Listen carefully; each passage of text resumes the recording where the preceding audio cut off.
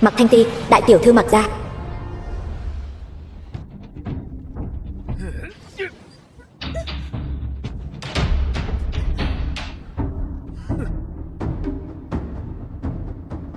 Tiểu mỹ nữ, đem thứ vừa rồi ở hội đấu giá, có được. Giao ra đây. Dựa vào cái gì? Ngươi đừng tưởng chỉ là trúng một trưởng của ta đơn giản như vậy chứ. Ngươi Thủ cung xa. Ta đoán hiện tại ngươi nhất định đang vô cùng nóng rực, đặc biệt mong chờ có một nam nhân đến ân ái với ngươi đúng không? Nhắc nhở ngươi một chút, thứ ta dùng chính là Cửu Dương Tinh Trưởng. Nếu ngươi muốn dùng nội lực loại bỏ chất độc, chỉ càng phản tác dụng thôi. Nơi hoang vu hẻo lánh này làm gì có ai khác.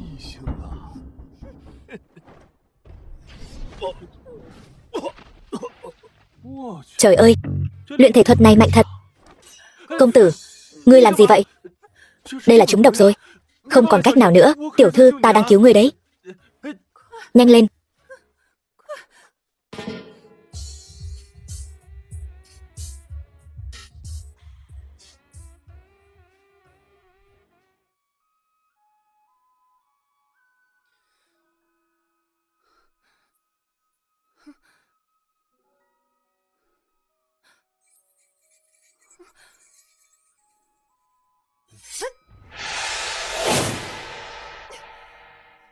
Sao cô lại lấy oán báo ân như vậy? Là ta cứu cô. Chuyện hôm nay ta mong ngươi hãy quên đi. Nếu không, đến tận chân trời góc bể, ta nhất định sẽ lấy mạng ngươi. Đúng là không phân biệt phải trái.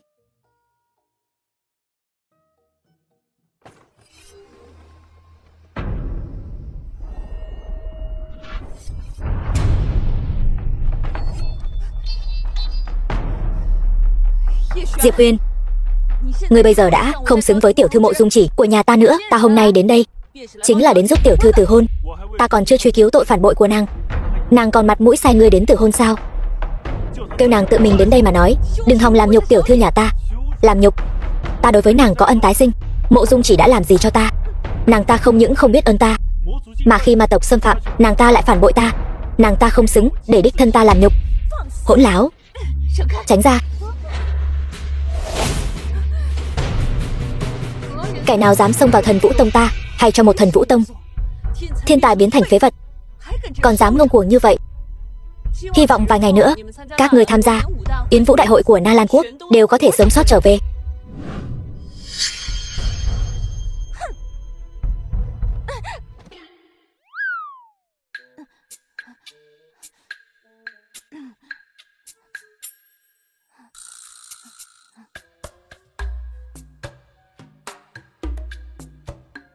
Không phân biệt tôn ti.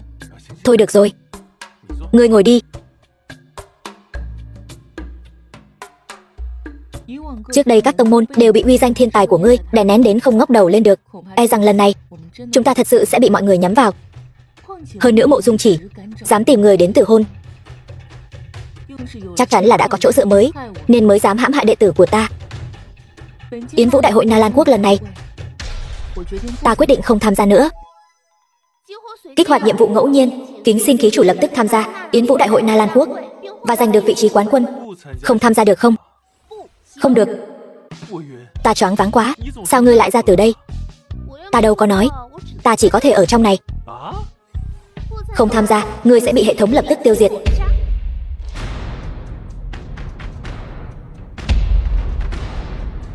Ta không chỉ muốn tham gia, mà ta còn muốn toàn thắng.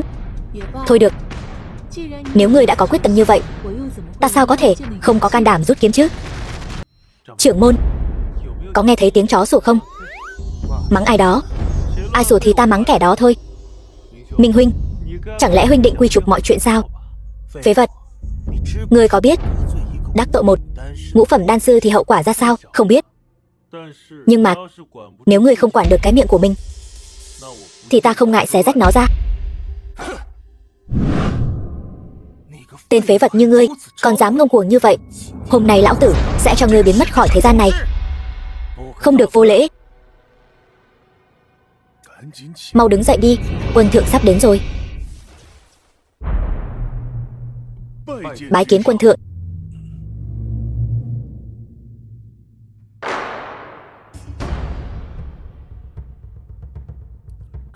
Cút ra cho lão tử, để sau này rồi tính sổ với ngươi.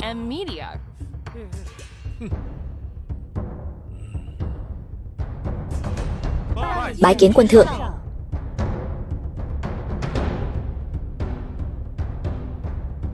Diệp Huyền, gặp quân thượng sao ngươi không hành lễ? Đây là Thăng Long ấn được ngự ban. Quân thượng từng nói, người mang ấn có thể miễn mọi tục lễ. Các ngươi nghĩ ta còn cần hành lễ sao? Thôi được rồi, lần này miễn cho Diệp Huyền mọi tục lễ. Qua hôm sau, ấn của hắn sẽ bị hủy bỏ. Quân thượng đáng ghét, đúng là qua cầu rút ván. Hôm nay, các đại tông môn tụ hội tại đây, chỉ để phô diễn tài năng.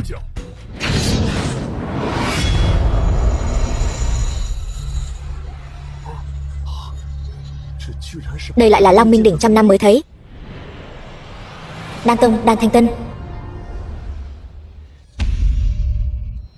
Đỉnh này 9 tiếng là tuyệt đỉnh. Chỉ cần các vị thiên tài truyền linh lực vào đỉnh này là có thể đo được tư chất. Ai lên trước? Quân thượng. Vãn bối xin mạo muội thử trước. Múa rìu qua mắt thợ rồi.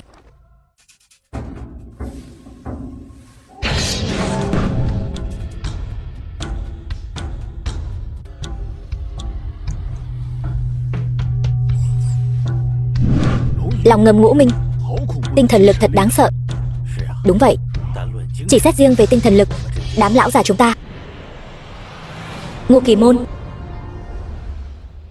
e rằng cũng không phải đối thủ của hắn. Quân thượng năm đó, Triệu Công Đạo, cũng chỉ là ngũ minh. Đúng vậy, không chỉ vậy, tên này còn là đan sư. Thành tựu sau này chắc chắn sẽ vượt qua quân thượng. Quả nhiên là anh hùng xuất thiếu niên. Mau đến bên cạnh bổn vương, tiếp tục thử nghiệm.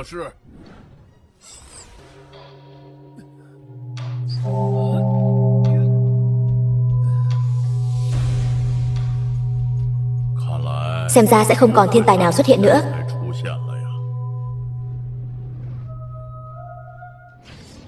Cái gì? Lại xuất hiện một Long Ngâm ngũ minh. Thiên phú của Mộ Dung Chỉ lại chỉ đứng sau Minh Phong. Khó trách hai người lại thành đôi. Nhưng mà Mộ Dung Chỉ không phải là vị hôn thê của Diệp Huyền sao? Diệp Huyền, các thiên tài đều đã thử nghiệm xong rồi. Chẳng lẽ Thần Vũ Tông các ngươi đến đây để xem kịch sao? Chó không chê nhà nghèo. Ngươi cũng thật quan tâm đến chủ tử của mình đấy, phế vật. Hiện tại đan điền của ngươi đã phế, chỉ có thể mạnh miệng thôi.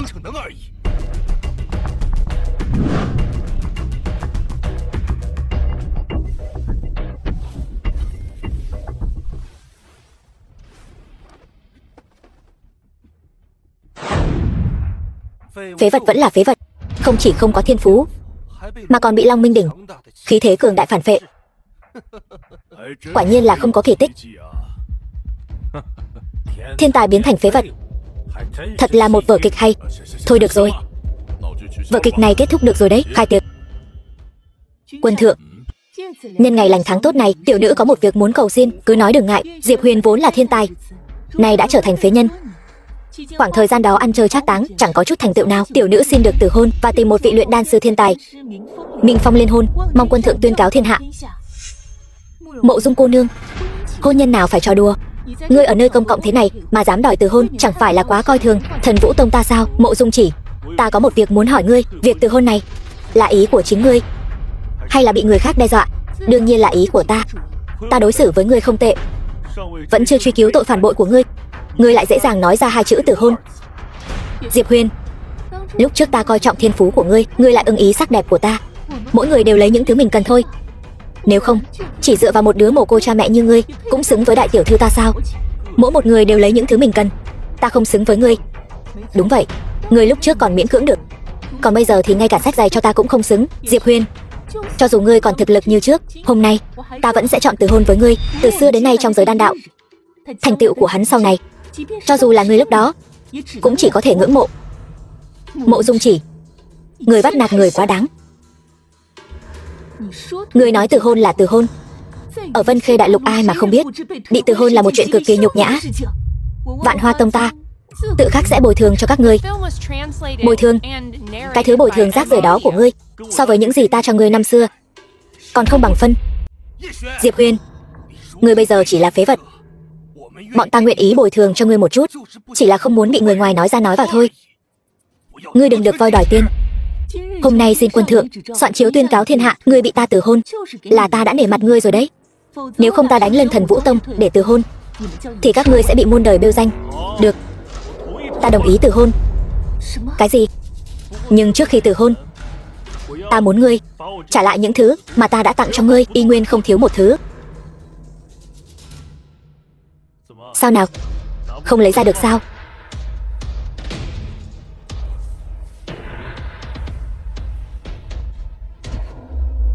Mộ Dung Chỉ, người nhất định sẽ hối hận.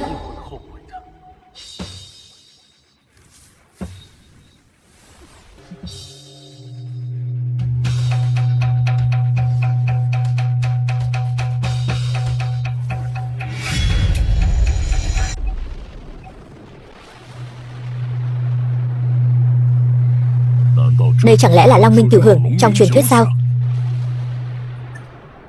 Diệp Huyền lại sở hữu chí tôn thiên phú. Không thể nào.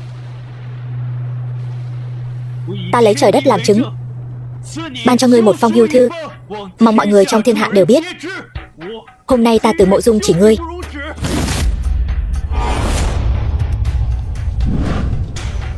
Ngươi là cái thá gì mà dám từ ta?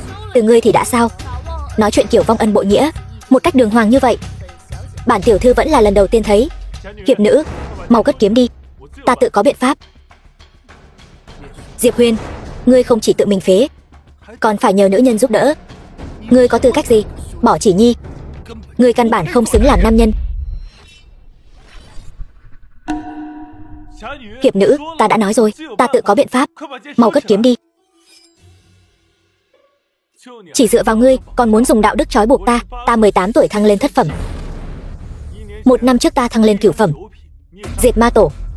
Trong khoảng thời gian này, ta chưa từng ghét bỏ tư chất tầm thường của nàng. Giờ đổi lại hai người cấu kết với nhau. Ta không xứng làm nam nhân, ngươi xứng sao? Đan điền của ngươi đã phế, lấy gì mà so với ta? Cái tư tưởng ổ uế này của ngươi, đồ đạo đức giả, một ngày đi 3 lần Di Xuân Viện cũng xứng so với ta. Ngươi làm sao biết? Ngươi mới đi Di Xuân Viện, đừng có ngậm máu phun người. Quân thượng, ngươi phải làm chủ cho ta và Chỉ Nhi. Diệp Huyền, vừa rồi Long Minh đỉnh thử luyện, ngươi còn có chí tôn thiên phú. Ngươi đích thực là người được trời ưu ái. Nhưng mà hiện tại đan điền ngươi vỡ vụn, là một phế vật không thể tu luyện. Đây cũng là sự thật. Ngươi không thể liên lụy cả đời Mộ Dung Chỉ cô nương. Như vậy đi, hai vị mỗi người lui một bước. Mộ Dung Chỉ không từ hôn, tờ hưu thư ngươi vừa viết coi như bỏ. Như vậy cũng giữ đủ thể diện cho hai vị. Thế nào? Nữ nhân thiển cận, ngươi sẽ hối hận. Rời khỏi ngươi chọn Minh Phong mới là chuyện ta không hối hận nhất. Ngươi nói hắn là phế vật. Được thôi, 3 ngày sau cuộc thi tông môn, nếu ngươi thắng hắn, vậy ngươi đến cửa từ hôn. Nếu hắn thắng ngươi, vậy thì dâng lên một tờ hưu thư. Dám không? Ngươi lại là cái thứ gì? Ngươi dám ra lệnh cho bản tiểu thư, ta ra lệnh cho ngươi. Ngươi cũng quá đề cao bản thân rồi. Ngươi nghĩ sao? Tất cả nghe theo Mặc cô nương an bài. Người này lai lịch thế nào? Quân thượng khẩn trương vậy, ta làm sao biết? Mọi người về nghỉ ngơi đi. Hy vọng lớp trẻ 3 ngày sau tông môn đại hội có thể tỏa sáng rực rỡ. Lần này coi như trả ngươi ân tình. Ta cũng có nhờ ngươi giúp đâu. Ngươi cứ chờ đấy.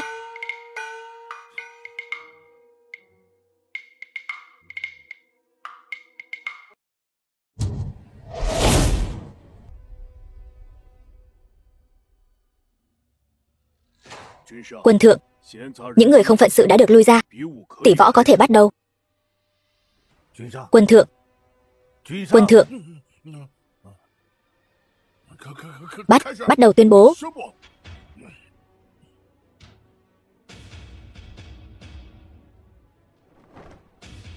Chư vị, Dựa theo số đã rút thăm ngày hôm qua, lần lượt lên đài. Người thắng sẽ tiếp tục ở trên đài nhận lời khiêu chiến. Những người khác cũng có thể tùy lúc lên đài khiêu chiến. Bắt đầu tỉ thí. Ai mà may mắn thế nhỉ? Để ta rút được số 1. Đệ tử Tinh Tông Tinh Đồng.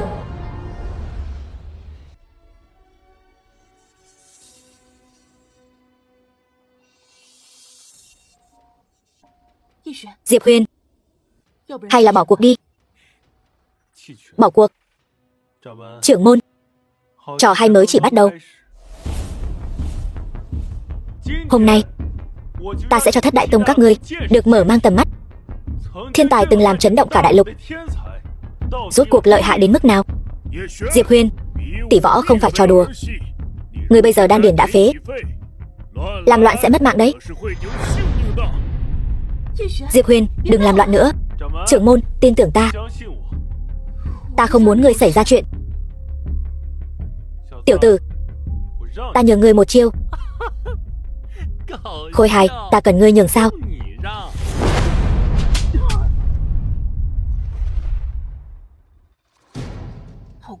Nhanh quá. Ngươi đánh lén. Nhiều lời, ta phải lấy mạng ngươi.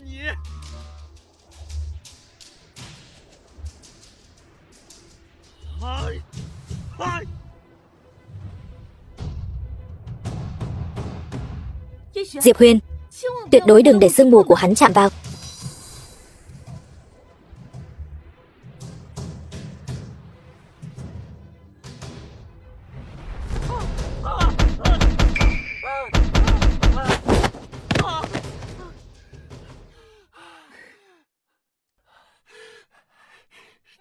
Không thể nào. Ngay cả thân thể phàm tục như ta, ngươi cũng đánh không lại. Ngươi cũng chỉ có vậy. Chán sống rồi.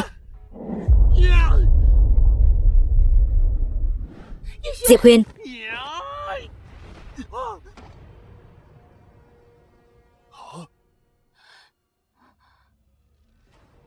ngươi thật to gan. Ngươi đã thắng trận, tại sao còn ra tay độc ác như vậy? Nếu không phải thực lực ta khá, vừa rồi ta đã mất mạng rồi. Hôm nay chỉ là cho các ngươi một bài học. Quân thượng, tên này tâm địa xấu xa, xin ngài làm chủ cho chúng tôi.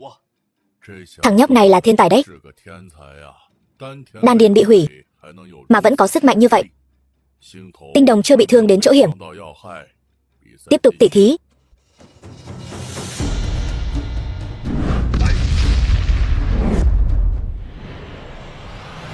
Trưởng tử Khuê Gia Khuê Sơn.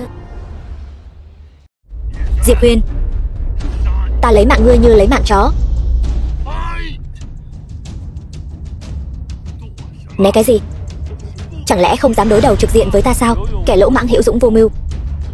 Có thời gian thì bổ não nhiều vào. Chán sống rồi.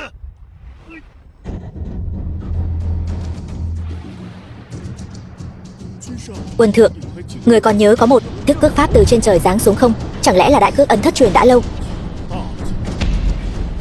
Đại cước ấn.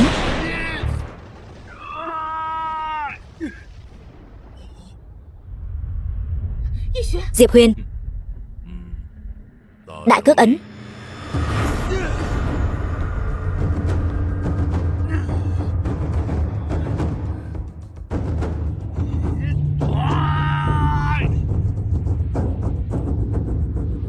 Tới ta rồi. Cái gì? Dám động vào đại cước ấn của ta? Chán sống rồi.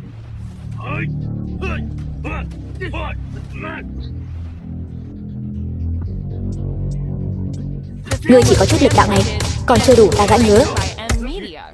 2, 3, 4, 5, 6, 7, 8, 9. Giáp ngoài có cứng, cũng không bảo vệ được nội tạng của ngươi. Thì ra ngươi chỉ có chút chiêu này. Bạo.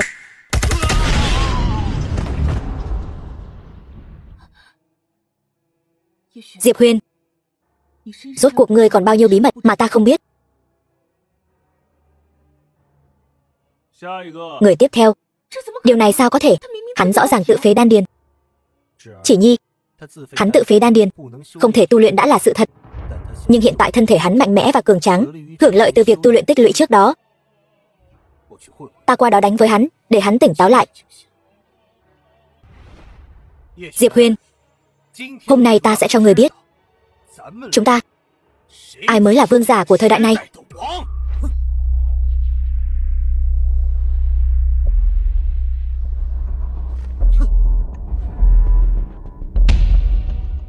Lục phẩm sơ kỳ. Luyện đan sư này quả thật lợi hại. Linh đan này nếu đan tông mỗi người một viên, ai có thể chống lại? Hắn dựa vào ngoại lực để tăng tu vi, đây là vi phạm quy tắc. Minh Phong tu cả đan và võ, sao lại vi phạm quy tắc? Các ngươi, trưởng môn yên tâm. Diệp Huyền, ngươi còn tưởng mình là thiên tài thiếu niên, áp chế mọi người như năm xưa sao? Bởi vì ngươi mà tất cả vinh quang của ta, mọi người đều làm như không thấy. Ta hận, bởi vì ngươi, ta chỉ có thể tìm phương pháp khác, tái tạo cơ thể, nghiên cứu sâu về đan đạo. Ta khổ, vẫn là bởi vì ngươi.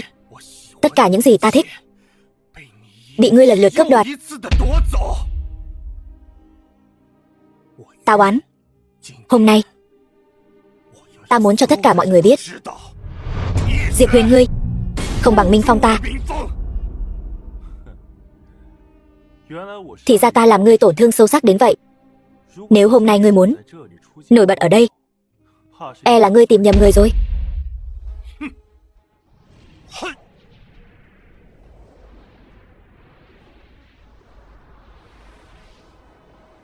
Để ta xem ngươi còn cứng miệng đến khi nào. Thật lợi hại. Minh Phong đan võ song tu, không ngờ thực lực bản thân lại khủng bố như vậy. Thế hệ trẻ, người đứng đầu không ai khác ngoài hắn ta.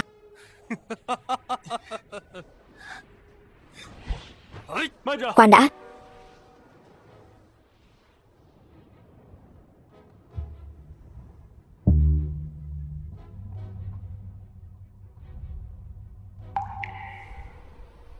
Diệp Huyền, từ thiên tài rơi xuống đáy vực,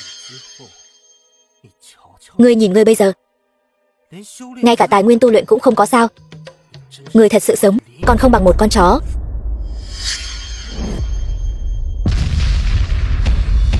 Cái gì? Hắn lại mang thứ này theo tỷ võ? Điêu trùng tiểu kỹ cũng dám múa rìu qua mắt thợ. Hôm nay ta nhất định phải lấy mạng ngươi. Vừa hay lấy ngươi luyện tay.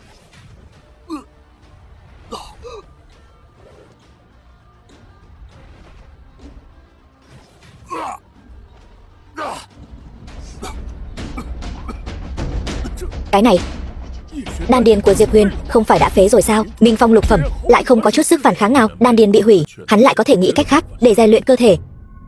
Người này ngày sau ắt sẽ là mối họa của ta. Ý người là không thể giữ lại.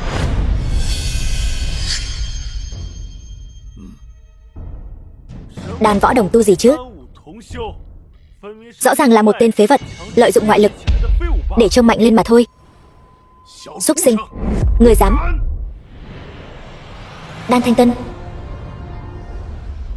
có gì không dám? Dừng tay.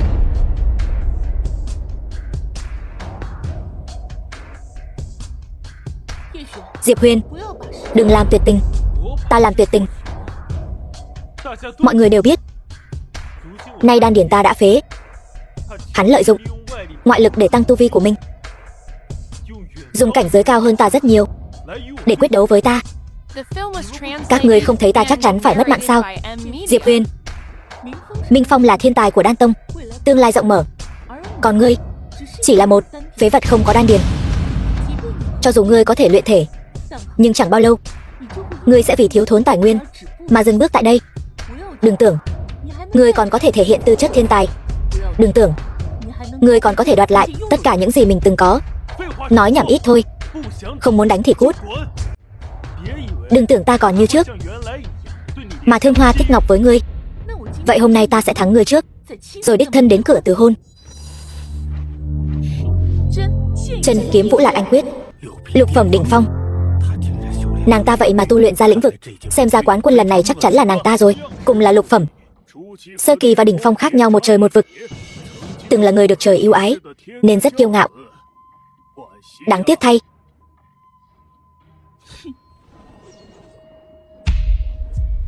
Thần kỹ thương chấn thương khung.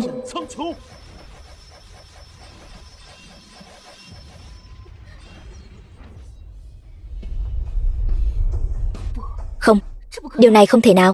Ngươi sao có thể dễ dàng phá hủy kiếm vũ của ta như vậy? Trước mặt sức mạnh tuyệt đối thì những thứ khác đều là vô dụng. Ta vẫn là ta. Các ngươi chỉ xứng làm nền cho ta càng thêm rực rỡ, nhưng không thể vượt qua ta. Mộ Dung Chỉ, hôm nay ta sẽ tự hôn đổ rác rưởi như ngươi.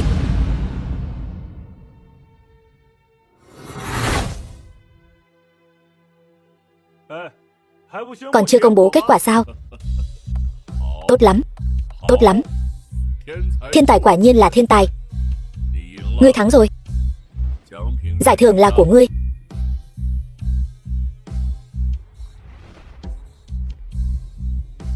Hôm nay đại hội tỷ võ đến đây là kết thúc, giải tán. Giờ tin rồi chứ? Trưởng lão của Tiêu Giao môn cũng nói dung hợp hỏa trùng rất nguy hiểm. Ta khuyên ngươi đừng tùy tiện thử.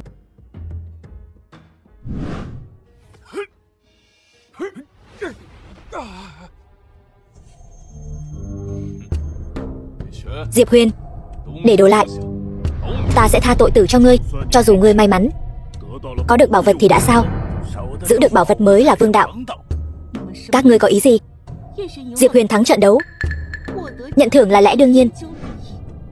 Các ngươi làm vậy không sợ bị thiên hạ chê cười sao? Thiên hạ có chê cười hay không, bọn ta không biết. Nhưng ta biết, vào ngày này năm sau chính là ngày giỗ của các ngươi. Lão già các ngươi còn muốn cướp đồ của ta sao? Nằm mơ. Diệp Huyền, với thực lực của ba người bọn chúng, ngươi không thể nào chống lại được. Chạy mau, mặc kệ ta.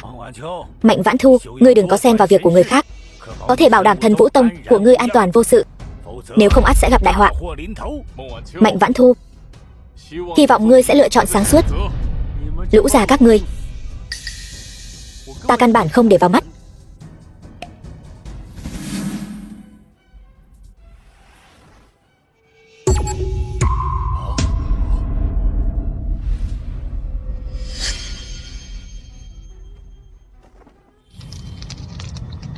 Phí của trời. Hai vị trưởng lão, nếu có thể giúp Đan Tông ta có được hỏa trùng, Đan Tông nguyện ý tặng hai vị trưởng lão mỗi một người một viên Thái Huyền đan, giúp hai vị tiến thêm một bước. Được.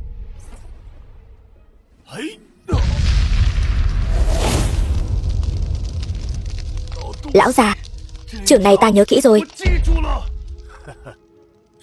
Thì đã sao? Hôm nay người chắc chắn phải mất mạng. Hỏa trùng này khó dung hợp quá, động cũng không động được.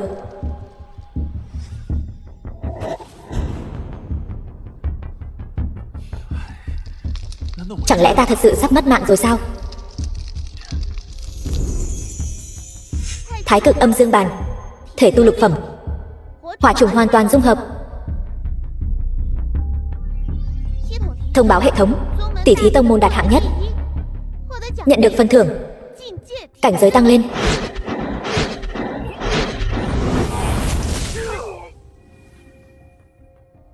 Diệp Huyền,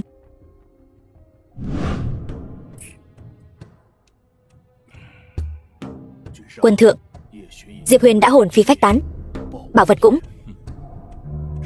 Chút tổn thất này cứ tính lên đầu Thần Vũ Tông đi. Đã hiểu, đi làm đi.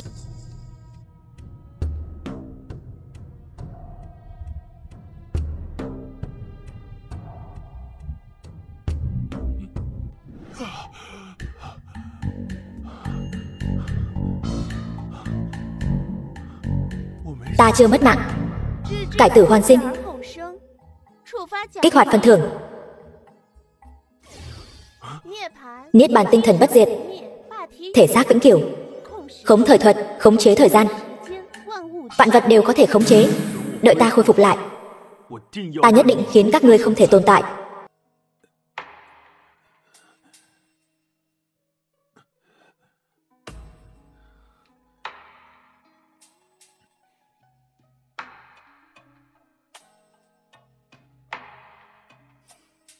Ngươi tỉnh rồi. Uống thuốc này đi. Lần này là ta cứu ngươi. Đúng vậy. Lần này là ngươi cứu ta. Lần trước ta cứu ngươi. Chúng ta huề nhau rồi. Đi thôi. Đi đâu? Đi theo ta gặp ông nội ta. Ngươi cho ta uống đan dược không rõ lai lịch. Phải xác nhận ta không sao, rồi ngươi mới được đi.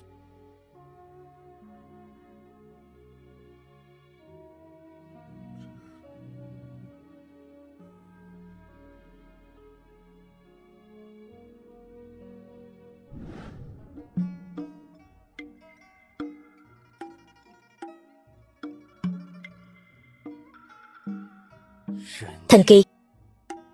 Quá thần kỳ. Trưởng môn Mạc gia, Mạc Tử Cao. Không chỉ thân thể con không có vấn đề, mà ngay cả ám thương trước đó cũng hoàn toàn bị loại bỏ. Ông nội, ông chắc chứ? Ở Vân Khê đại lục này, e rằng chỉ có con mới dám nghi ngờ lão già này thôi. Sao nào, ta không lừa cô chứ? Tạm tin là ngươi cứu ta. Chó cắn lã động tân. Ngươi mắng ai là chó đấy? Trước đây ta đã nghe ngươi nói một lần rồi. Đây không phải lời mắng người. Đây là một câu tục ngữ. Thôi đi, nói ngươi cũng không hiểu. Bây giờ ngươi đã khỏe rồi, ta có thể đi được chưa? Người đàn ông này là sao vậy?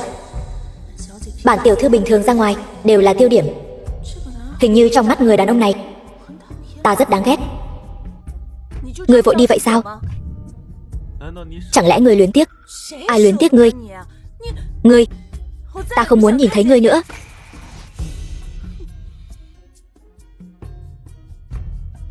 Không moi được chút tài nguyên tu luyện, cứ thế này mà đi thì thiệt thòi quá.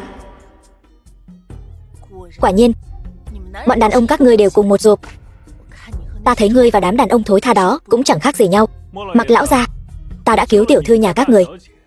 Mặc ra các người không có chút thành ý nào sao?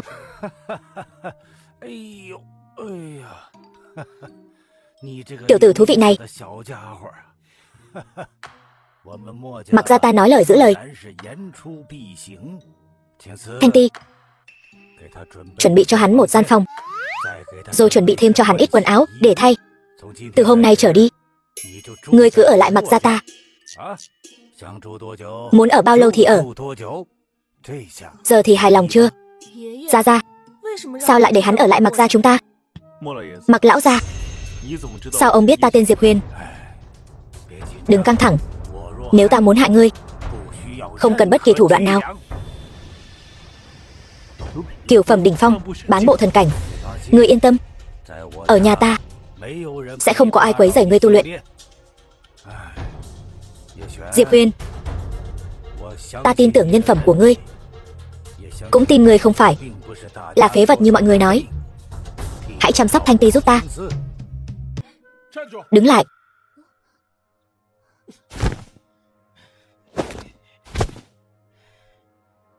Chúc mừng ba vị. Lần này ta được một bộ tiền rồi. Cảm ơn. Lời chúc mừng của ngươi, bọn ta nhận. Ngươi có thể đi rồi. Sao được chứ? Tuyết Nhi, ngươi xem ta những năm này vì theo đuổi ngươi đã cho Mặc gia các ngươi không ít chỗ tốt. Bây giờ, nếu ngươi đã chọn người khác, vậy những chỗ tốt này có phải cũng nên trả lại cho ta không? Công tôn Vũ Hiên, mỗi lần ngươi đến đưa lễ, ta đều nghiêm khắc từ chối. Là chính ngươi mặt dày mày dạn để ở cửa nhà ta, quay người bỏ đi. Những thứ rác rưởi này ta đều để trong kho. Ngươi mau chóng lấy hết đi. Được thôi. Nhưng những bảo bối này đều giá trị liên thành, bị Mặc gia các ngươi chiếm giữ bao nhiêu năm nay, có phải nên trả thêm chút lãi không? Công tôn Vũ Hiên, ngươi đừng quá đáng. Ta quá đáng? Ta nào có quá đáng như mấy kẻ ti tiện giống các ngươi.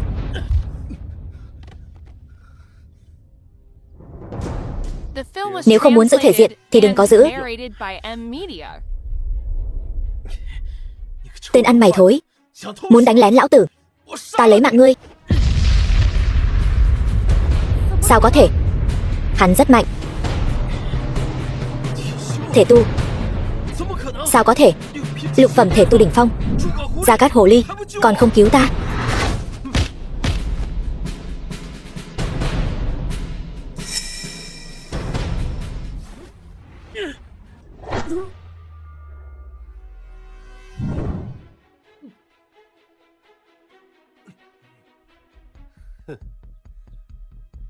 Mặc Thanh Ti, Giao Phong hậu kỳ môn ra. Khuyên ngươi bỏ ý định đó đi. Ta tuyệt đối không thể giao cho ngươi. Ta đã cho các ngươi cơ hội. Nếu các ngươi không biết trân trọng, vậy kết cục của ngươi chỉ có thể thảm hơn Diệp Huyền. Gia Cát huynh, Mặc Thanh Tuyết này giao cho ta. Còn Mặc Thanh Ti này, đây chính là người đại ca ngươi để ý. Đừng nhắc đến Gia Cát Tần Thương với ta. Từ nhỏ đến lớn, hắn cái gì cũng hơn ta. Tất cả mọi người đều cho rằng ta không bằng hắn. Bây giờ vất vả lắm mới gặp được một tiên thiên linh thể. Tại sao nữ nhân hắn để ý, ta lại phải nhường cho hắn? Đợi ta có được nữ nhân này, thiên hạ này chính là của Gia Cát Kính ta. Đến lúc đó xem ai dám không phục. Phải, Gia Cát huynh nói đúng. Gia Cát Kính, ngươi ở Na Lan Quốc, thật sự là ngươi.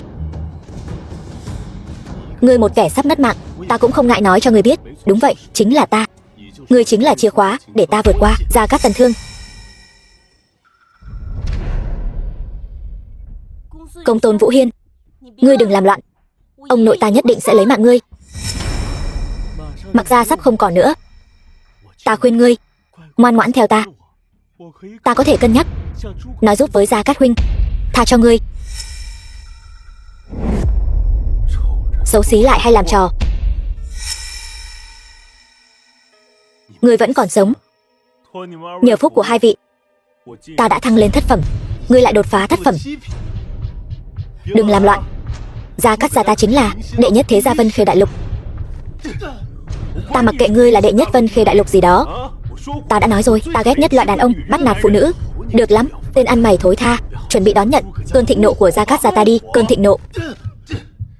Ngươi bất quá chỉ là một tên bị Gia Cát gia vứt bỏ mà thôi. Gia Cát Kính ta còn chưa đến lượt, ngươi khinh miệt, còn không mau cút.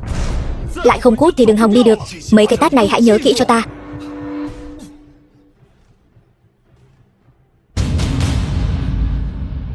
Ngươi nhìn cái bộ dạng vô dụng của ngươi kia. Lão tử lười động thủ đánh ngươi. Đừng lại đây. Về sau đừng xuất hiện trước mặt ta nữa. Còn nữa, đừng quấy rầy Tiểu Tuyết nữa. Nghe rõ chưa? Được. Đứng lại. Diệp đại ca còn gì dặn dò, ta thả ngươi đi như vậy. Không có gì cảm tạ ta sao? Đúng. Trong này là toàn bộ gia sản của ta, tổng giá trị 5.000 vạn. Còn không mau cút. Được.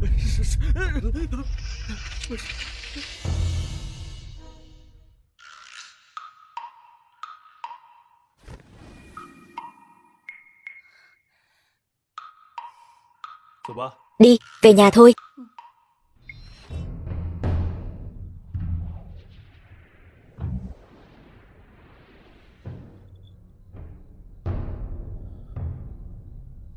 Chẳng lẽ người thời nay dừng bước dưới thần cảnh là vì cố chấp bảo thủ? Duy chỉ có phá rồi mới lập, mới có thể phá vỡ trói buộc, đạt đến cảnh giới truyền thuyết kia. Phá rồi mới lập. Làm ta hết hồn. Bà cô, linh hồn ta bị trọng thương, ngươi định bồi thường ta thế nào? Ngươi tự mình không cảm nhận được thì đó là vấn đề của ngươi. Liên quan gì đến bổn tiểu thư? Ta vừa rồi đang ngộ đạo, ngươi đột nhiên xuất hiện, cảm quan của ta đều mất hết. Đó là do ngươi tự mình không cảnh giác. Sao lại trách ta?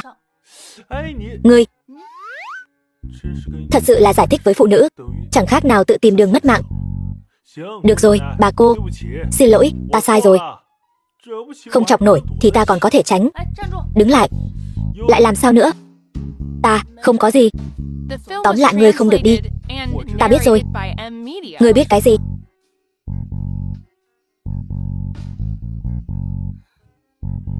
Ngươi muốn làm gì?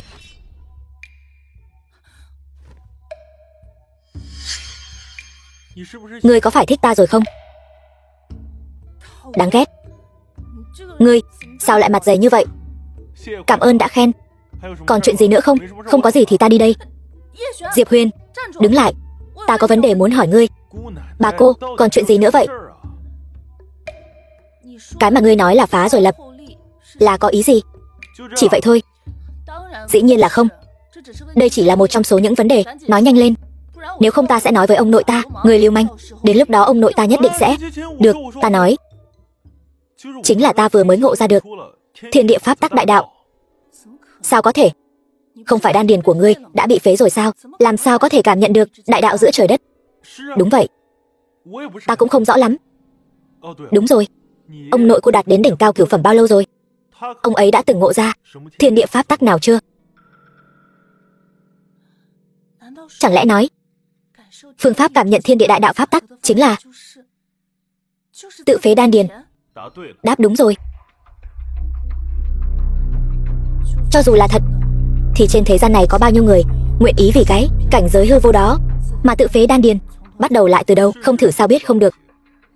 Cô xem ta, đan điền giờ đã bị phế rồi, nhưng mà sống cũng tốt mà. Ta biết ngươi đang an ủi ta. Cảm ơn. Cái tính khí ngang ngược vô lý đó đâu rồi? Đột nhiên như vậy, ta có chút không quen. Bản thân được hời còn giả vờ, có biết xấu hổ không vậy? Vẫn là như vậy thoải mái hơn. Sao mà đê tiện vậy? Cô chưa từng nghe câu nói này sao? Người tốt sống không thọ, người xấu sống ngàn năm. Vậy ta hỏi ngươi, về chuyện tiên thiên đạo thể của ta, ngươi chẳng có chút tò mò nào sao? Chuyện này biết rồi, chẳng phải chỉ là cùng tu luyện với cô, con đường tu tiên này sẽ bằng phẳng như diều gặp gió. Không ngờ ngươi lại biết chuyện này. Vậy thì đã sao? Thì đã sao? Ngươi đã biết bí mật này rồi. Chẳng lẽ ngươi không có ý nghĩ nào khác với ta sao? Dĩ nhiên là không rồi. Cho dù cô có tạo dáng quyến rũ ta, đứng trước mặt ta, cởi hết quần áo ra, thì ta cũng chẳng có hứng thú với cô. Ta không xinh đẹp bằng Thanh Tuyết sao? Dừng lại. Không phải ý đó. Diệp Huyền, ngươi có biết Hoài Bích Kỳ tội không? Ý cô là ông nội ta bế quan ngộ đạo, chắc phải 1 năm rưỡi mới ra được. Phong hậu kỳ môn này quá quý giá, ta sợ mình không bảo vệ được nó, muốn giao cho ngươi bảo quản. Cô không sợ ta cầm thứ này bỏ chạy sao? Vậy thì bổn tiểu thư nhất định sẽ đuổi bắt ngươi đến cùng.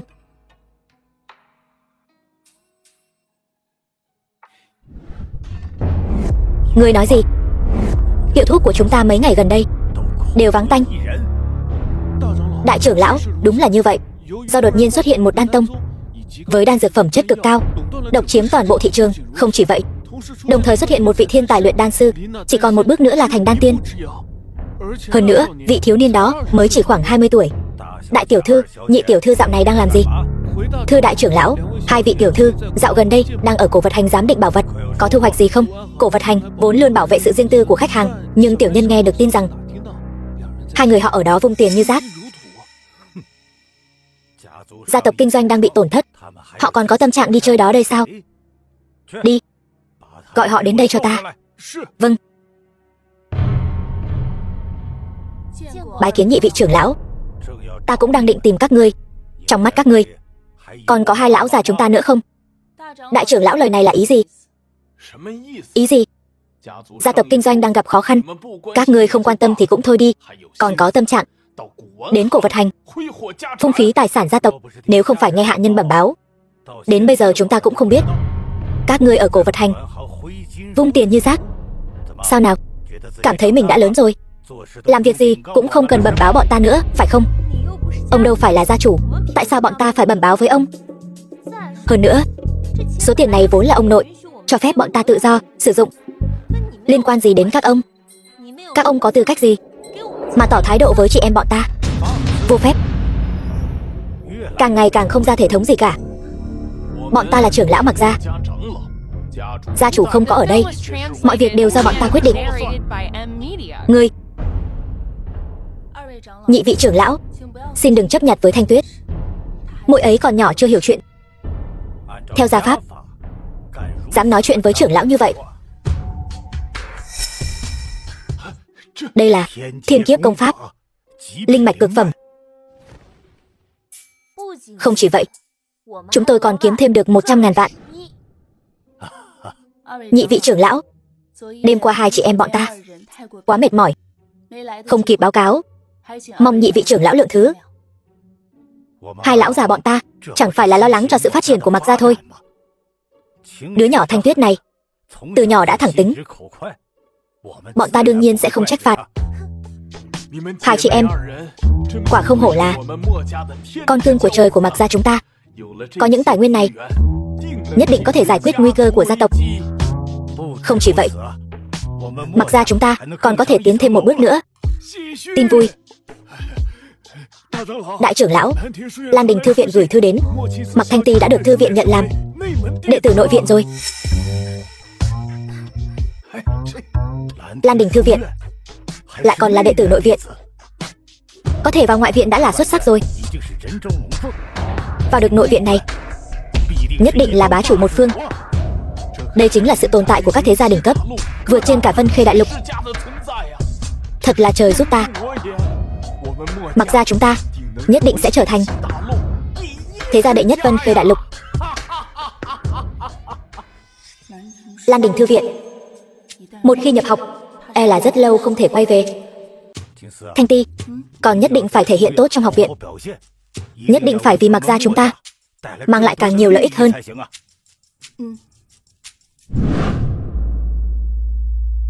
Thư của Lan Đình Thư viện tới. Ngài được học viện nhận làm đệ tử nội viện. Còn một việc nữa, nói người ngài muốn tìm đã tìm được rồi. Biết rồi.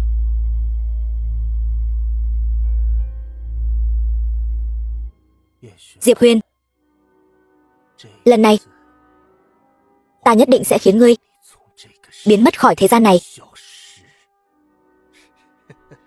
Bát Hoang Quyết vận hành 99 lần, kích hoạt phần thưởng vũ khí Thương Linh.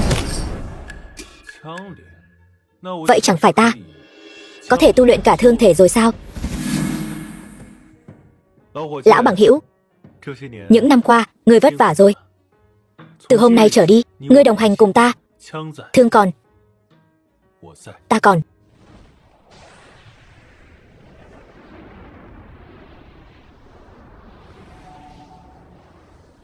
Phá vỡ pháp tắc, duy ngã độc tôn. Tên hay đấy.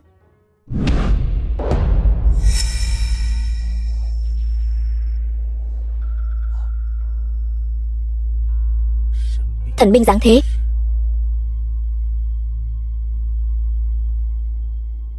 Trưởng lão, vừa rồi ngài có cảm ứng được gì không? Đây là khí tức của thần binh. Dốc toàn lực đi tìm cho ta. Bất kể giá nào cũng phải có được nó.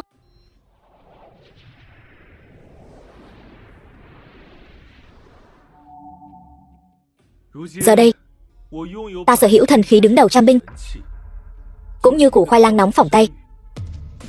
Ba đại gia tộc toàn Vân Khê Đại Lục, ta đắc tội hai nhà, e là sớm mất mạng, sớm siêu sinh. Ta nhất định phải tìm một chỗ dựa. Diệp Huyền, rất tiếc, tư cách nhập học của ngươi đã bị hủy bỏ. Ta hiểu. Nhưng trưởng lão, thực ra bây giờ ta, Diệp Huyền, trước khi bị phế, ngươi quả thật rất có tiền đồ. Không ngoa khi nói, toàn bộ Vân Khê Đại Lục đều không ai sánh bằng ngươi. Nhưng đó đều là quá khứ. Ngươi bây giờ, ngay cả ngoại viện của Lan Đình Thư viện cũng không có tư cách.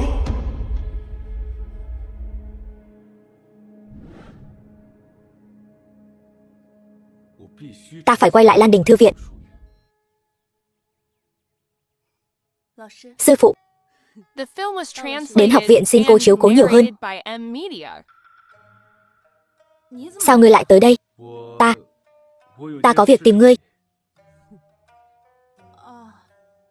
Diệp Huyền, nếu có việc chúng ta nói chuyện sau. Ngươi bây giờ hãy về trước đi. Đã tới rồi, nói cho rõ ràng, để ta khỏi phải chạy thêm một chuyến nữa. Ngươi chính là Diệp Huyền. Khí tức mạnh thật. Lão nương đang hỏi ngươi đó. Ngươi nhìn đủ chưa?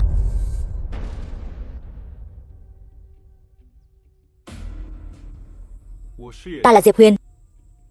Tiền bối là... Ta đến từ Lan Đình Thư viện, là sư phụ của Thanh Ti. Lần này ta đến là để đón Thanh Ti về. Còn ngươi, ta khuyên ngươi rời khỏi nàng ấy, đừng trở thành hòn đá cản đường nàng ấy. Sư phụ, Diệp Huyền hắn, cầm miệng. Ta làm vậy là vì muốn tốt cho con. Sao ngươi dám chắc chắn rằng ta là hòn đá cản đường trên con đường tu luyện của Thanh Ti? Tự tin là điều tốt, nhưng không thể mù quáng. Ngươi chắc cũng biết, thể chất của Thanh Ti rất đặc biệt. Tốc độ tu luyện của nàng không phải thứ người có thể tưởng tượng được. Đến khi vào thư viện, ta nhất định có thể giành được những tài nguyên tu luyện tốt nhất cho nàng. Đến lúc đó, vị trí đệ tử đứng đầu của thư viện chắc chắn thuộc về nàng. Còn hai người vốn dĩ không cùng đường, nhưng mà cái gì? Cưỡng ép ở bên nhau chỉ khiến ngươi càng thêm đau khổ. Có lẽ bây giờ ngươi chưa cảm thấy, nhưng khi khoảng cách giữa hai người ngày càng xa, ngươi sẽ phát hiện ra cảm giác chênh lệch này sẽ dày vào ngươi sống trong đau khổ. Không chỉ vậy, Thanh Ti vừa xinh đẹp lại vừa có thiên phú, đến khi vào thư viện chắc chắn sẽ gây chấn động. Những người theo đuổi nàng ở thư viện sẽ càng nhiều không đếm xuể. Thật ra ta cũng không tệ. Không biết thì không có tội.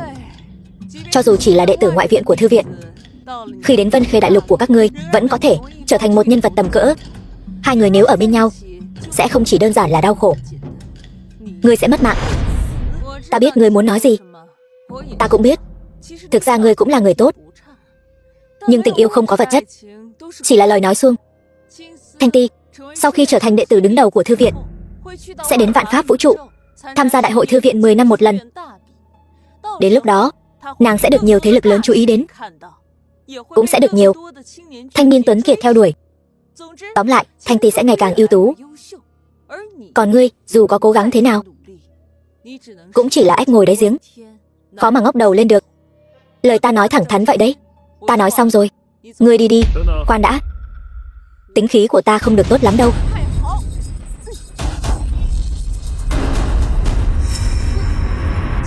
Tu luyện cả thương và thân thể. Diệp công tử, những lời vừa rồi coi như ta chưa nói, để ta sắp xếp lại ngôn từ. Diệp công tử, hãy làm đồ đệ của ta. Ngươi và Thanh Ti hãy thành thân ngay tại đây. Ta sẽ làm người chứng hôn cho hai người. Ai dám phản đối, lão nương sẽ xử hắn ngay lập tức. Con đàn bà này thật vô liêm sỉ, thay đổi cũng nhanh quá đấy. Sư phụ, con không nói muốn thành thân với Diệp Huyền. Được thôi. Được rồi, ta đồng ý. Hai người không cần hỏi ý kiến ta sao? Thanh Ti, sau này Diệp Huyền chính là bạn đồng tu của con, hai đứa phải chăm sóc lẫn nhau. Sư phụ yên tâm, từ nay về sau không ai có thể bắt nạt vợ con đâu. Diệp Huyền, ngươi. Thanh Ti, con xem tên tiểu tử Diệp Huyền này, trẻ tuổi mà lắm tiền. Con nhìn cây thương trong tay hắn kia, đó chính là thần khí trong các thần khí. Diệp công tử thực lực phi phàm, chúng ta phen này không lỗ.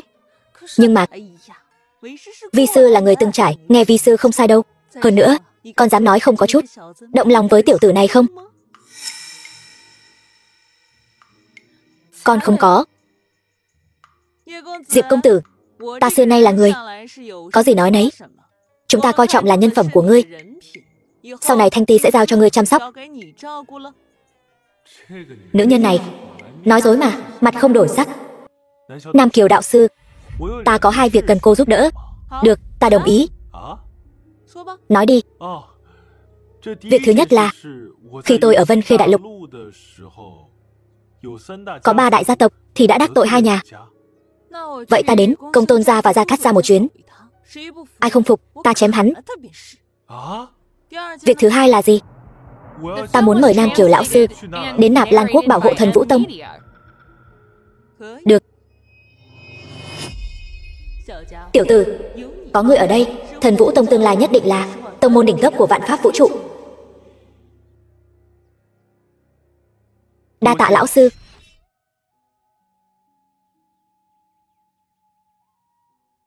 Diệp Huyền, thư viện này không giống bên ngoài. Nơi đây có quy tắc riêng. Tất cả mọi người đều phải làm theo quy tắc hành sự. Nếu vi phạm, cho dù là viện trưởng cũng sẽ bị chế tài. Người nhất định phải ghi nhớ kỹ, yên tâm đi. Tối qua ta đã khắc ghi viện quy trong lòng, tuyệt đối không làm chuyện trái với viện quy.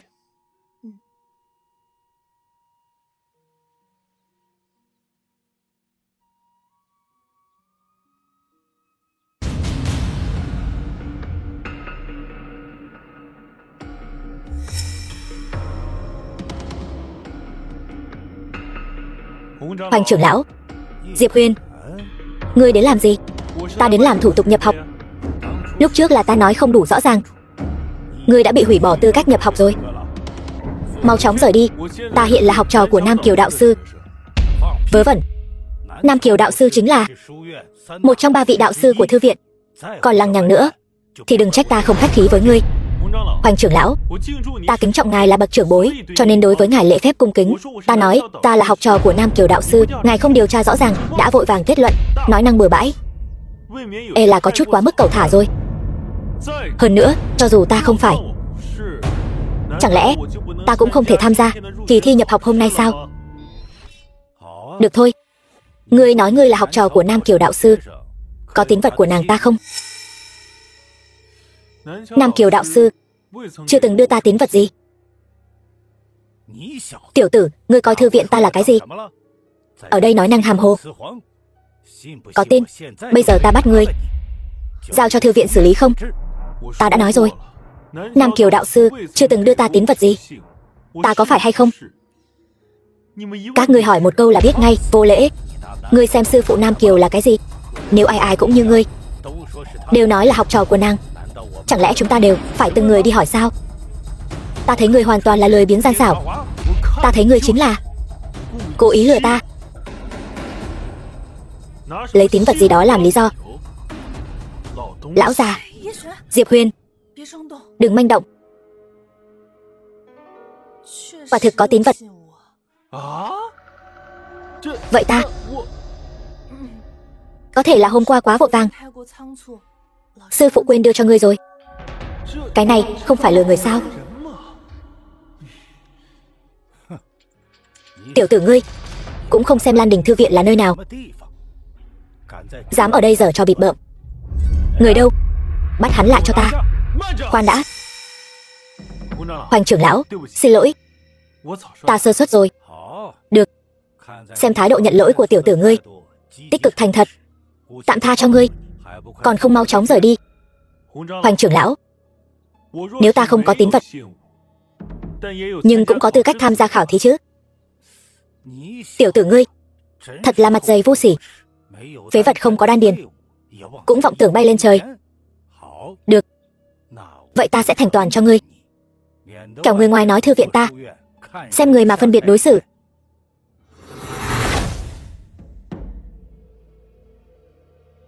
Người cầm lấy, vận chuyển công pháp của ngươi là thiên tài hay kẻ tầm thường, ta nhìn là biết ngay.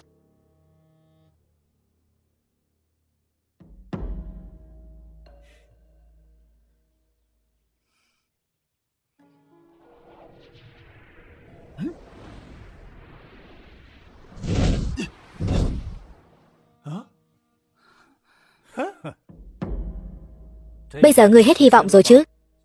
Quạ đen cũng muốn biến thành phượng hoàng, còn không mau chóng rời đi, đừng cản trở những thí sinh khác khảo thí. Hoành trưởng lão, Thanh Ti tiểu thư, có việc gì vậy? Trưởng lão, xin hỏi ngài viên trắc linh ngọc này là đặc biệt chuẩn bị cho linh tu sao? Thanh Ti tiểu thư, cô hỏi câu này hơi thừa rồi đấy. Ta không phải chuẩn bị cho linh tu, chẳng lẽ là chuẩn bị cho phế nhân như Diệp Huyền sao? Trưởng lão, ta khuyên ngươi nói chuyện đừng quá cay nghiệt, kẻo đến lúc tự vả vào mặt mình thì không hay đâu. Thanh Ti tiểu thư, tuy cô là đệ tử của Nam Kiều sư phụ, nhưng ta cũng là trưởng lão của thư viện, vẫn có thể thay thư viện trừng phạt ngươi. Ta khuyên ngươi tốt nhất nên tôn trọng ta một chút. Hoành trưởng lão tự mình không có kiến thức, lấy trắc linh ngọc ra khảo thí thể tu, ngươi thật không biết xấu hổ. Thể tu, Thanh Ti tiểu thư, ngươi mới vừa vào viện, ta khuyên ngươi đừng xen vào việc của người khác. Vào ngày đầu tiên đã nói năng bừa bãi, đối với sự phát triển tiếp theo của ngươi không có lợi ích gì. Không biết điều, hôm nay nếu ngươi mang tiếng xấu, sau này tài nguyên tu luyện e rằng chỉ có thể dựa vào đàn ông bố thí mà có được. Sao vậy? Thanh Ti tiểu thư vào viện không phải để tu luyện, là muốn chọn một tấm chồng giàu sang sao? Hoành trưởng lão, ta đã nói rồi, ta là thể tu, ngươi là thể tu. Ngươi có biết thể tu là loại tồn tại như thế nào không? Đừng nói Vân Khê đại lục, mà cả vạn pháp vũ trụ này, thể tu giả cũng hiếm hoi vô cùng. Hoành trưởng lão, ta thật sự là thể tu, Từ khi ta bị phế bỏ, ta bắt đầu tu luyện thể thuật. Bây giờ thân thể ta mạnh mẽ vô đối, có thể đỡ được một quyền của ngài mà vẫn bình an vô sự. Nếu không tin, Hoành trưởng lão, hãy lại đây thử xem. Diệp Huyền, ngươi điên rồi.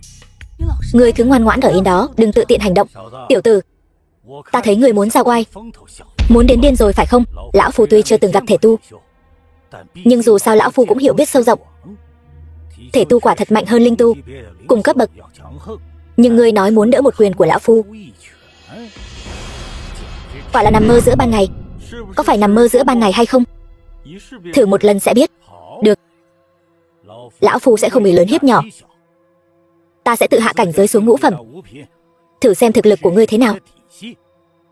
Nếu ngươi thật sự là thể tu, thư viện ta tất nhiên sẽ tiếp nhận ngươi. Chán sống rồi.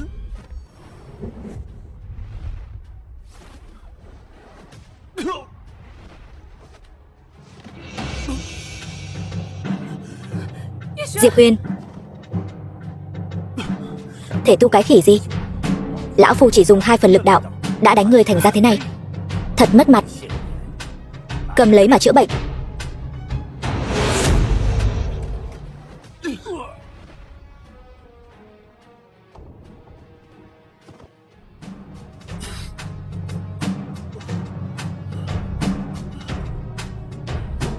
Ngươi dám phế đan điền của ta? Diệp Huyền, huynh đang làm gì vậy? Huynh đã hứa với ta sẽ không phạm luật mà. Bây giờ đánh trọng thương trưởng lão, huynh sẽ bị đuổi khỏi thư viện đó. Ta không quan tâm hắn là ai. Bắt nạt ta thì còn được, nhưng sỉ nhục cô thì không được. Hắn sợ ta bị bắt nạt sao? Diệp Huyền, ngươi gây họa lớn rồi. Sư phụ, ngươi còn biết ta là sư phụ ngươi sao? Thanh Ti, con vào thư viện trước đi. Vâng.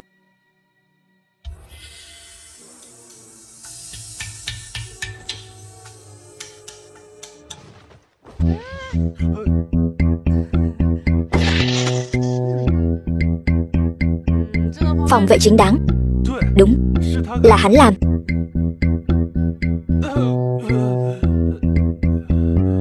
Sư phụ, người xem, ta gãy mấy cái xương sườn, nội tạng đều bị thương rồi. Bớt giở trò đi. Không quá 3 ngày, ta nhất định sẽ thăng lên bát phẩm. Đến lúc đó, cùng cấp bậc thì không có đối thủ, vượt 1 cấp ta sẽ nghiền nát, có đủ sức chiến đấu. Rốt cuộc là có ý gì? Có gì thì cứ nói thẳng. Trong 10 năm đại hội, ta không có đối thủ. Bọn họ tùy ý, dám ở Lan Đình thư viện ra tay đánh người, chán sống rồi. Cút cho bà. Nam Kiều lão sư, hắn ra tay đánh trọng thương trưởng lão thư viện, đây chính là tội tử. Ngươi chắc chắn muốn bao che hắn sao? Ai nói ta muốn bao che hắn? Chẳng lẽ chỉ cho phép người khác ra tay làm đệ tử ta bị thương, không cho phép đệ tử ta tự vệ chính đáng sao? Cái này gọi là tự vệ chính đáng. Hắn ta suýt nữa thì đánh mất mạng người rồi. Đúng vậy. Nam Kiều lão sư, cô có thấy sự việc xảy ra không? Tất nhiên là không. Nếu đã như vậy, vậy xin Nam Kiều lão sư lui sang một bên. Ta muốn đưa hắn đến chấp pháp đường, nghe theo sự phân xử. Từ từ, người tự nói đi. Hai vị đại ca, vừa rồi hai vị cũng ở hiện trường. Ta hỏi các vị, có phải Hoành trưởng lão ra tay trước không? Quả thật là vậy. Chỉ có điều, người xem, rõ ràng là hắn ra tay trước. Không phải, ngươi. Phản khách thành chủ, mặt dày mày dạn, kích hoạt thành tựu, thân xác này không cần cũng được. Thưởng thiên giai công pháp, hồn liệt khỏi xác, hồn phách bất diệt, chính là bất tử. Nghe ngươi chào phúng, đúng là chí mạng thật. Ta có chỗ nào mặt dày chứ?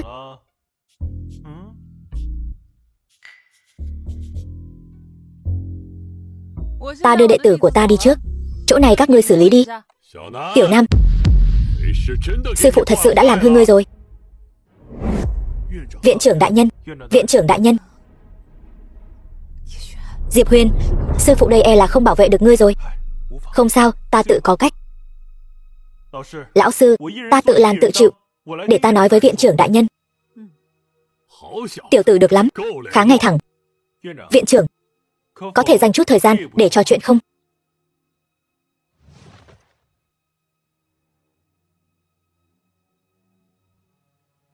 Đây là cực phẩm linh căn. Tiểu tử ngươi, đây là muốn hối lộ ta sao? Vốn tưởng ngươi là một chính nhân quân tử.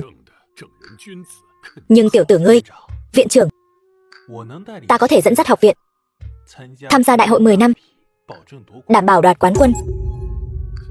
Tiểu tử, ngươi có biết tham gia đại hội 10 năm đều là những thiên tài đỉnh cấp của các thế giới trong vạn pháp vũ trụ. Trước đây thư viện chúng ta cũng đều là những sự tồn tại để lót đường. Cuộc thi lần này, ngươi dựa vào cái gì? Ta sắp đột phá Thái Huyền cảnh. Lần đầu tiên thấy trước mặt ta mà vẫn có thể tự tin như vậy. Cũng được, lão phu sẽ thành toàn cho ngươi lần này. Không yêu cầu ngươi đoạt quán quân, chỉ cần ngươi có mặt trong 10 người đứng đầu, chuyện hôm nay sẽ coi như ngươi lập công chuộc tội. Được đấy. Đại trượng phu một lời đã nói ra, 4 ngựa khó đuổi. Viện trưởng, hôm nay quả thật là Hoành trưởng lão ra tay trước. Hơn nữa còn sỉ nhục vị hôn thê của ta. Đệ tử quả thật là tự vệ chính đáng. Thì ra là vậy. Chuyện hôm nay quả thực là Diệp Huyền tự vệ chính đáng. Ngươi đưa Hoành trưởng lão xuống trị thương đi. Vâng. Vậy là xong rồi sao? Quyết định của vi sư, khi nào đến lượt ngươi chất vấn? Còn không mau cút với đệ tử của ngươi đi. Vâng, lão sư.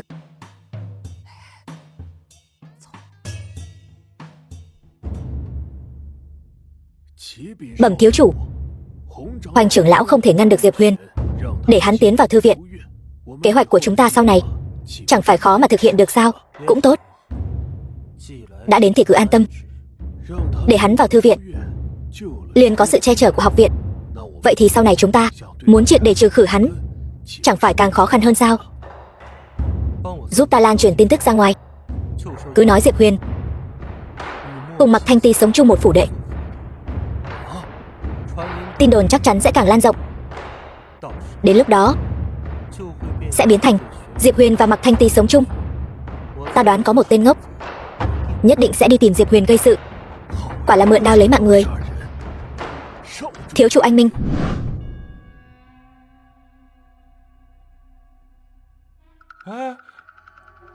Lão sư, chẳng lẽ người áp dụng quy tắc ngầm với ta sao? Mơ đẹp đấy. Tự bôi thuốc đi. Thì ra là lão sư đưa thuốc cho ta. Ta còn tưởng người muốn song tu với ta chứ. Cái gì? Nghĩ gì vậy? Ta là lão sư của ngươi. Đẹp không? Đẹp. Tiểu tử, phải nói là người rất có sức hút với nữ nhân. Đợi đến khi thân phận thương thể đồng tu của ngươi bị bại lộ, e là sẽ có vô số nữ tử bị ngươi mê hoặc đến thần hồn điên đảo. Ta không hứng thú với những thứ đó, bởi vì ta có vị hôn thê Diệp Huyền. Lần này ta đến còn có một chuyện muốn nói cho ngươi biết. Mấy ngày kế tiếp ngươi có thể sẽ gặp rắc rối.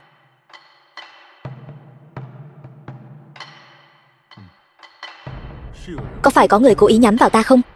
Ngươi biết sao, khí tức của người này rất quen thuộc, rất giỏi che giấu bản thân.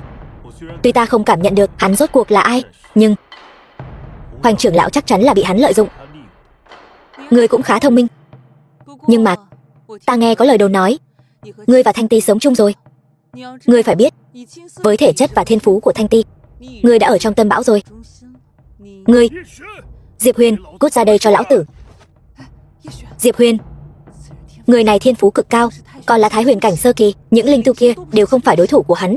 Hay là tránh mặt hắn trước đi, đợi người đột phá rồi hãy đối đầu trực diện với hắn. Hôm nay nếu ta không ra tay, mọi người đều sẽ nghĩ ta dễ bị bắt nạt. Sẽ có người không ngừng đến quấy rầy ta. Ta mặc kệ hắn là ai, xử hắn, đánh một quyền cho ra trò, tránh được trăm quyền tới.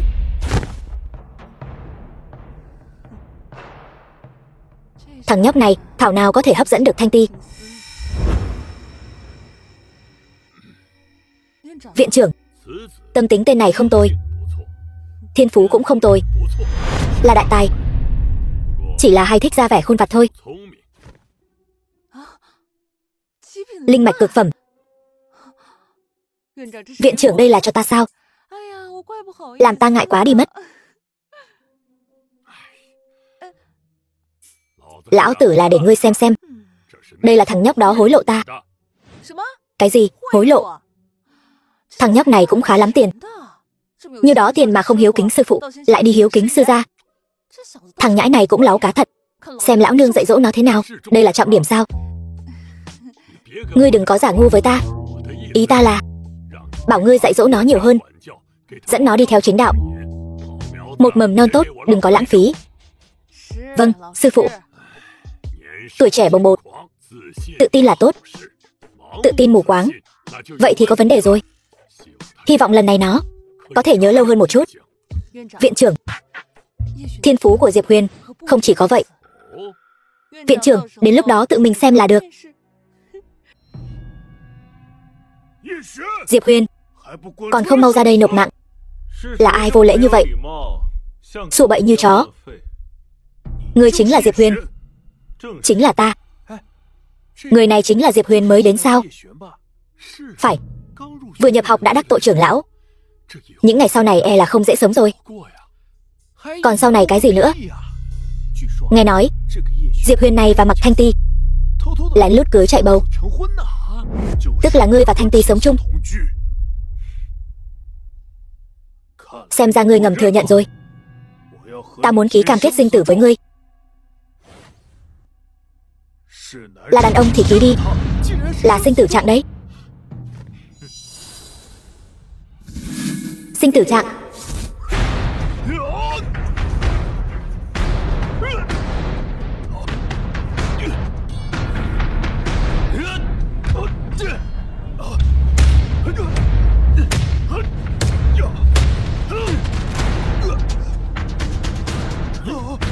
Dừng tay.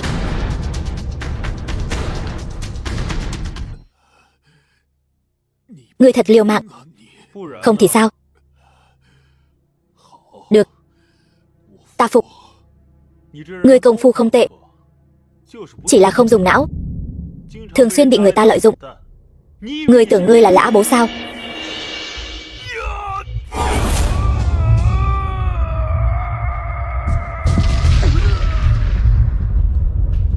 Diệp Huyền. Diệp Huyền.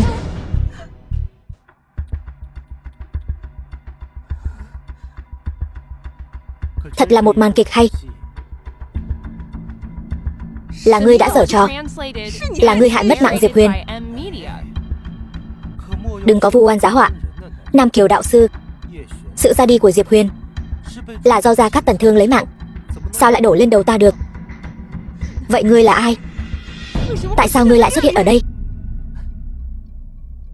Hàn viện trưởng, tại hạ là một đan tiên. Đan tiên? Minh Phong, ta đã nghe nói về ngươi. Là người mới tới của học viện, có thể nói là tiền đồ vô lượng. Nhưng lần này đến đây không chỉ là để khoe khoang thân phận của ngươi chứ. Quả nhiên là viện trưởng, thật anh minh. Ta đeo mặt nạ mà ngài vẫn nhận ra. Hàn viện trưởng, giờ Diệp Huyền đã mất. Ta muốn mang cái xác độ kiếp cảnh đỉnh phong này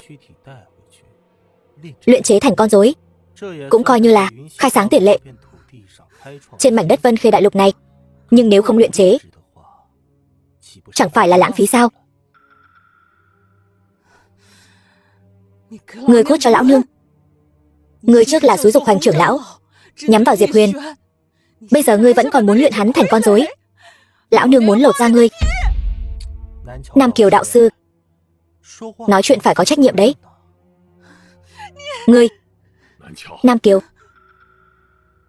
Hàn Duệ, nếu hôm nay ngươi đáp ứng hắn, lão nương sẽ liều mạng với ngươi.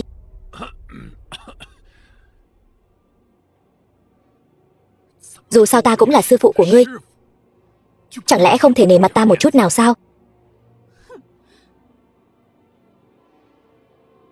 Luyện chế con rối tổn hại thiên hoa, việc này tuyệt đối không thể. Ngươi vẫn nên đi đi. Vậy cũng được. Nhưng mà Hàn viện trưởng, tại hạ còn có một việc. Việc gì? Nam Kiều đạo sư trước đây vẫn luôn vì Diệp Huyền bảo hộ Thần Vũ Tông, nhưng giờ Diệp Huyền đã mất. Các ngươi không cần thiết vì một thi thể tiếp tục bảo hộ Thần Vũ Tông nữa chứ. Ngươi rốt cuộc muốn làm gì? Ta chỉ muốn cùng hắn giải quyết một chút ân oán cá nhân.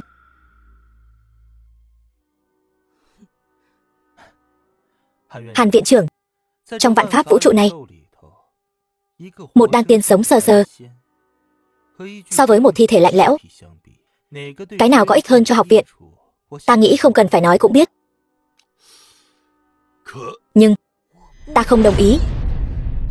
Tiểu Nam, sư phụ, vừa rồi Diệp Huyền rõ ràng đã thắng. Gia Cát Tần Thương cũng đã nhận thua. Là Gia Cát Tần Thương đột nhiên rút cạn tất cả linh lực đến tập kích Diệp Huyền. Mất mạng là đáng đời. Đáng. Còn nói không phải ngươi giở trò. Nam Kiều đạo sư, nói chuyện phải có chứng cứ. Ngươi. Được rồi, sư phụ. Diệp Huyền chính là nghe lời ngươi mà nương tay, nên mới bị kẻ ác tập kích. Hôm nay, người nhất định phải cho ta một câu trả lời. Nam Kiều đạo sư, đây vốn là một thế giới kẻ mạnh ăn thịt kẻ yếu. Muốn trách thì chỉ có thể trách bản thân hắn không đủ quả quyết. Còn nói ngươi không giở trò. Giở trò? Ta chẳng qua chỉ là kích phát một chút tiềm lực của Gia Cát Tần Thương. Ai biết Diệp Huyền lại không chịu nổi một cú như vậy. Muốn trách chỉ có thể trách thực lực của hắn không đủ mạnh. Nhưng mà nói đi cũng phải nói lại. Nam Kiều đạo sư, người thật sự muốn vì một thi thể lạnh lẽo mà không mang đến lợi ích của học viện sao?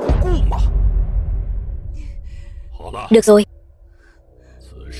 việc này đến đây là kết thúc. Nam Kiều, người hãy chăm sóc Diệp Huyền cho tốt. Ghi tên Diệp Huyền vào danh nhân đường. Lão sư, không chỉ như vậy, chuyện của Na Lan Quốc sau này ngươi đừng tham gia nữa. Hãy chuẩn bị thật tốt cho đại hội 10 năm. Lão sư, Diệp Huyền.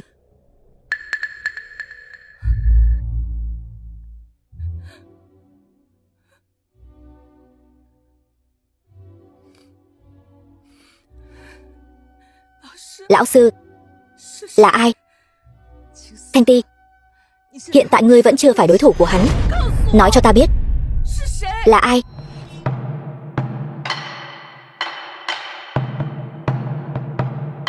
Truyền lệnh xuống, đưa tất cả mọi người trong Thần Vũ Tông xử trảm thị chúng.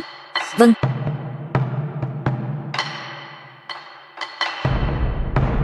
Ta sẽ báo thù cho ngươi.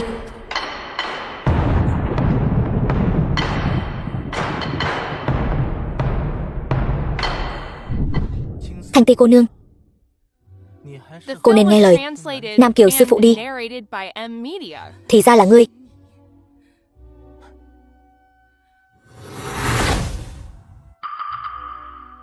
Ký vào giấy sinh tử đi. Tại sao ta phải ký? Những tên đàn ông các ngươi chẳng phải đều muốn linh thể của ta sao? Ký đi, nếu ta thua, ngươi cứ lấy.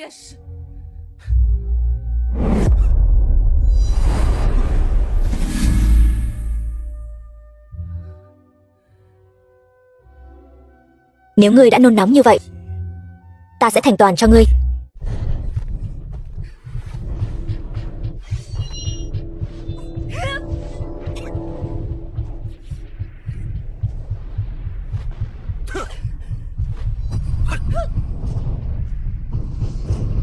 Thanh Ti cô nương, hiện tại cô vẫn chưa phải đối thủ của ta. Chỉ cần bây giờ cô theo ta, là một đôi thần tiên đồng hành cùng nhau, thế nào? Không biết điều. Mặc Thanh Ti, ta hỏi ngươi lần cuối, chỉ cần ngươi đồng ý làm đạo lữ với ta, ta sẽ tha mạng cho ngươi. Nói nhảm nhiều quá. Nếu đã vậy, ta sẽ lấy mạng ngươi ngay bây giờ.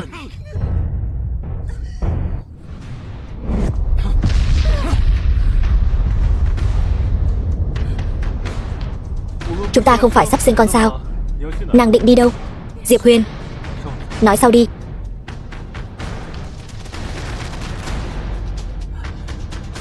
Sao có thể như vậy? Cải tử hoàn sinh,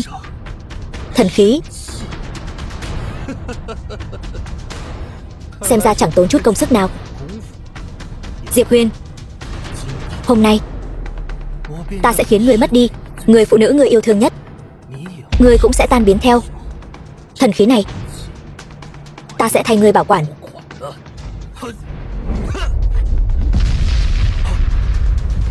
Phong hậu kỳ môn, nộp mạng đi.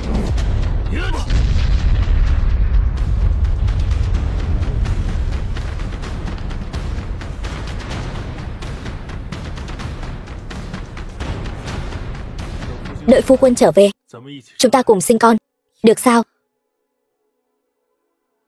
Sư phụ, phiền người chăm sóc Thanh Ti. Được, ta còn có việc phải xử lý.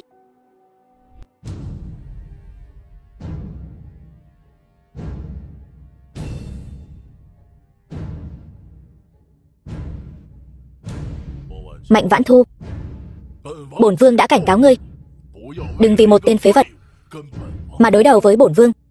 Ngươi không nghe lời khuyên. Cẩu hoàng đế, lúc trước rõ ràng là các ngươi không tuân theo quy tắc.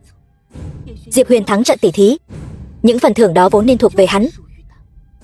Bị ổi vô sỉ, còn muốn ta đồng lõa với ngươi. Nằm mơ giữa ban ngày. Vô lễ, lẻo mép, dám vu khống quân vương. Có quyền có thể định ra quy tắc, có tiền có thể thay đổi quy tắc. Ngươi không có quyền không có tiền. Quy tắc chính là được tạo ra dành riêng cho ngươi. Na Lan quốc là địa bàn của bổn vương. Quy tắc của ta chính là quy tắc. Các ngươi dựa vào cái gì mà phản kháng ta? Với cái tầm nhìn của ngươi, Na Lan quốc chẳng bao lâu nữa sẽ diệt vong. Ngươi cũng chẳng làm hoàng đế được mấy năm đâu. Vớ vẩn. Nói cho ngươi biết, Diệp Huyền hắn vẫn còn sống. Nhưng mà ngươi nói cái gì? Bản vương nói Diệp Huyền vẫn còn sống. Chỉ là việc đầu tiên hắn làm sau khi tỉnh lại là cuốn gói bỏ chạy rồi. Không thể nào. Hắn không phải loại người đó. Ngươi đúng là đồ ngu ngốc. Để ta nói cho ngươi biết, Diệp Huyền trước là đến mặc ra làm chó giữ cửa, sau đó lại dùng lời ngon tiếng ngọt lừa gạt đại tiểu thư mặc ra. Rồi sau đó hắn dựa vào quan hệ của mặc ra vào được Lan Đình thư viện. Nói như thế này cho ngươi hiểu, vào được thư viện này rồi, sau khi ra khỏi thư viện sẽ trở thành bá chủ một phương. Đó mới là người thông minh. Ngươi nói không phải sự thật. Ngươi đúng là không thấy quan tài không rơi lệ.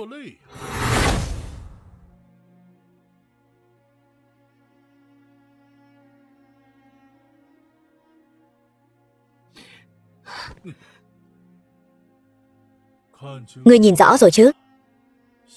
Bây giờ Diệp Huyền đã là cường giả lục phẩm đỉnh phong. Tại sao không quay về Na Lan quốc để giúp ngươi? Bởi vì hắn đang bám víu quyền quý bên ngoài. Những lời tiếp theo ta không cần phải nói nhiều nữa.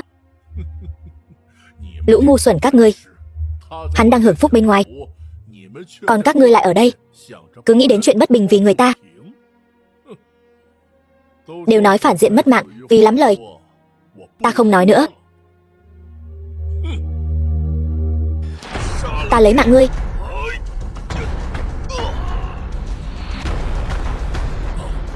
Súc sinh, ngươi vẫn còn sống sao? Diệp Huyền, lão già, ngươi vẫn còn sống thì cha ngươi sao mất mạng được?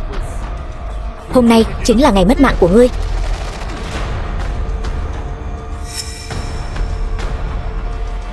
Ma tổ, ngươi vẫn còn sống.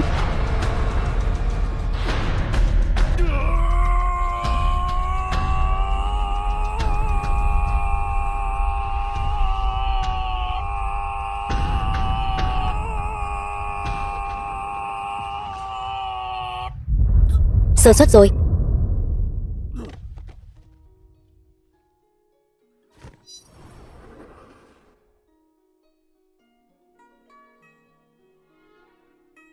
Xin lỗi.